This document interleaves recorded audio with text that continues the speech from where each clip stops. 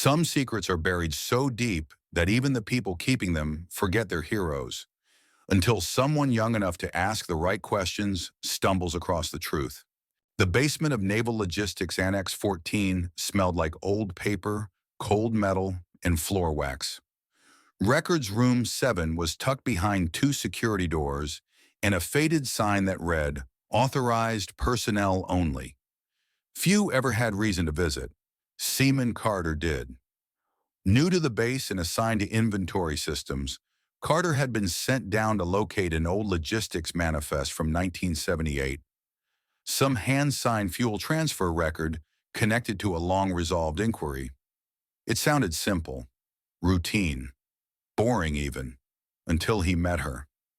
The woman who buzzed him in was somewhere in her 70s, steel gray hair pulled into a bun, glasses that caught the flickering fluorescent light just right, and a cardigan that looked older than Carter's father. She moved slowly but with purpose, and her eyes were sharp. "You're looking for the 1978 Western Pacific files," she said before Carter had even opened his mouth. "Aisle 12, brown folders marked QR, middle shelf." Carter blinked. "Thanks. Ma'am, do you, do you work down here alone?" The woman offered a polite smile. "Always have. Someone has to remember where the bones are buried." He laughed nervously. She didn't. Her name tag simply read, Ms. B. Howard. It was meant to be a 5-minute task, but somewhere between aisles 11 and 12, Carter stumbled. Literally. A loose box corner caught his boot, and dozens of files spilled across the floor. Cursing under his breath, he began picking them up one by one, hoping Ms. Howard hadn't heard the crash. And then he saw it. A manila folder, heavier than the rest. No barcode, no digital tag. Just a faded stamp. Operation Stone Veil, 1973. He opened it out of curiosity more than anything. Inside, black and white photographs of jungle clearings and radio equipment, mission logs marked classified, crossed out in red ink, and a manifest of personnel involved. Most of the names were redacted with thick black lines, except one. Howard B. Comms Intel Transport. He read it again, squinting at the faded typewriter font. Communications. Intel. Transport. There was only one B, Howard on base. Carter's hands shook slightly as he flipped through the rest of the file. Mission dates from 1973 to 1975. Locations that were mostly blacked out, but he could make out fragments. Northern Cambodia and Laotian border. There were photographs too. Grainy black and white shots of soldiers in jungle fatigues, and in one photo, barely visible in the background, a small figure in civilian clothes holding what looked like a communications device. The eyes in that photograph looked familiar, sharp, intelligent, unforgettable. Carter returned to the front desk, folder in hand. Ms. Howard was filing something into a worn cabinet with perfect posture and unshaking hands. She didn't look up when he approached. "Ma'am, this file, Operation Stone Veil, it lists you." She paused, her hand still on the filing cabinet drawer. For a moment, the only sound was the hum of the fluorescent lights and the distant whisper of the ventilation system. "I didn't think anyone would find that one," she said softly, still not turning around. "You were in the field?" "I was in the shadows," she said, finally facing him. "Someone had to carry the messages between the ones with guns and the ones with maps. Radios didn't always work in 1973. Not where we were." "Where were you?" She smiled, this time with a touch of pride that transformed her entire face. "Cambodia, Laos, the parts of Southeast Asia nobody marked on maps back then." Carter was stunned. "You were part of a black ops mission?"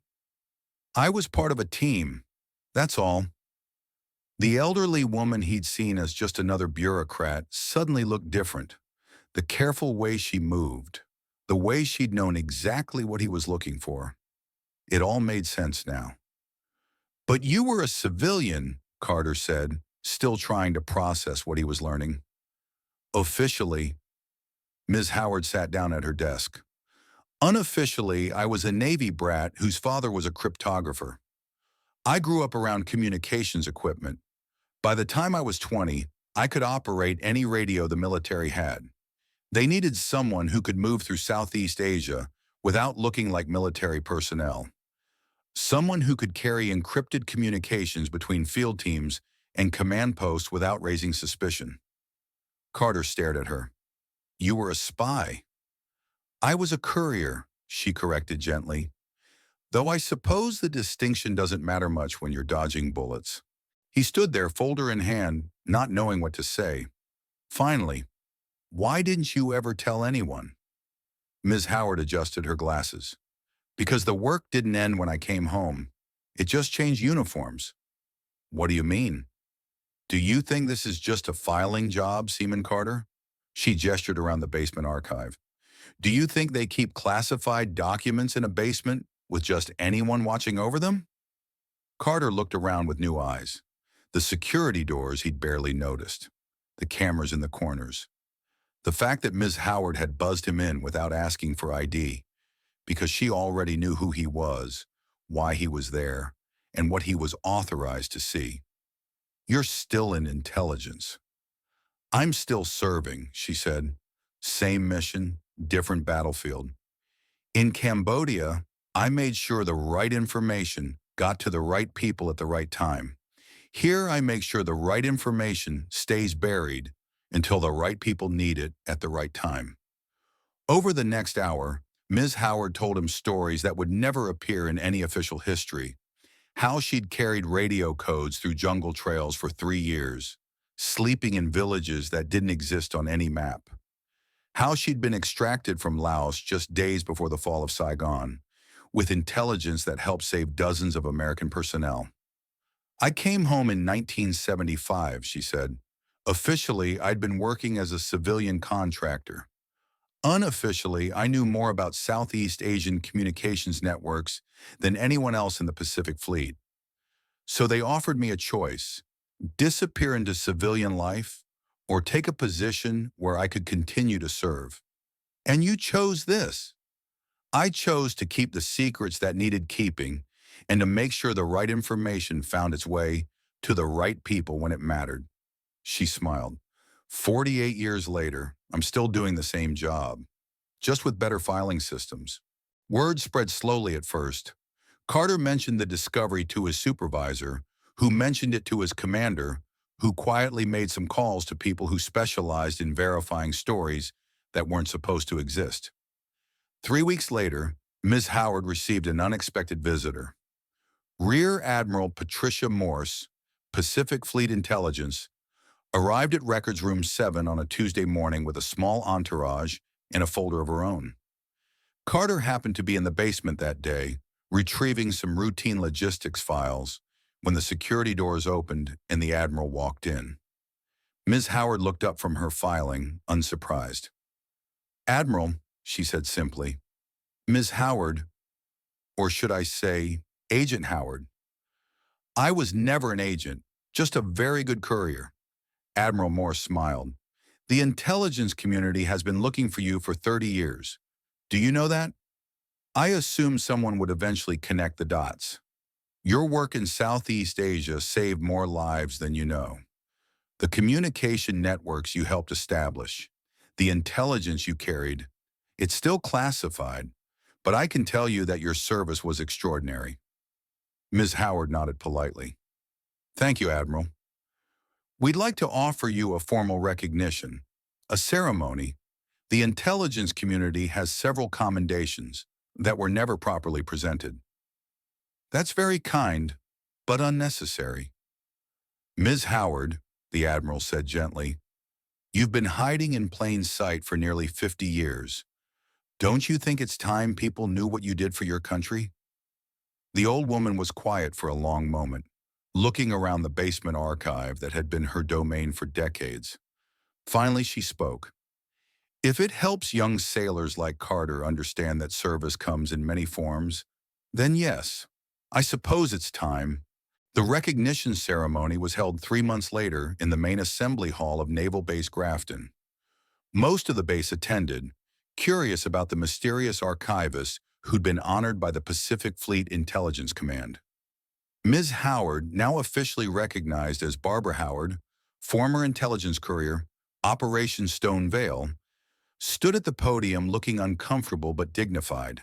She wore a simple blue dress and the medals that had finally been presented to her: the Defense Intelligence Medal, the National Intelligence Medal of Achievement, and a classified commendation that couldn't be named in public. For 48 years, she said to the assembled crowd, I've believed that the most important service happens in the shadows, that the best intelligence work is the kind no one ever knows about, that the greatest honor is to serve without recognition. She paused, looking out at the young faces in the audience. But maybe I was wrong. Maybe there's value in letting people know that service takes many forms, that heroes don't always wear uniforms or carry weapons.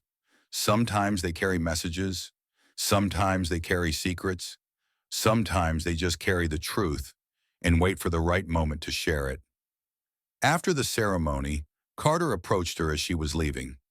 Ms. Howard, any regrets about keeping it secret for so long? She smiled. Only one. I should have told the story sooner, not for me, but for all the other couriers, all the other invisible servants who are still out there, still carrying the messages that keep us safe. Are you going to retire now? Retire? She laughed, the sound echoing in the empty hallway. Seaman Carter, I've got 48 years of institutional knowledge in my head and 3 generations of naval officers who still need to find their files. I'm not going anywhere. See you Monday then, Ms. Howard. See you Monday. And Carter, next time you're looking for something in the archives, remember that sometimes the most important discoveries are the ones you weren't looking for. So the next time you meet someone who seems to know more than their job title lets on, someone who moves with quiet precision, whose eyes hold stories they've never told, remember Barbara Howard. Some heroes don't wear uniforms anymore. They walk among us, carrying memories too heavy to share, waiting for someone curious enough to ask and patient enough to listen. At Echo Bravo, we tell their stories. Follow us to uncover the silent legends, the invisible service, and the hidden history that shaped our world.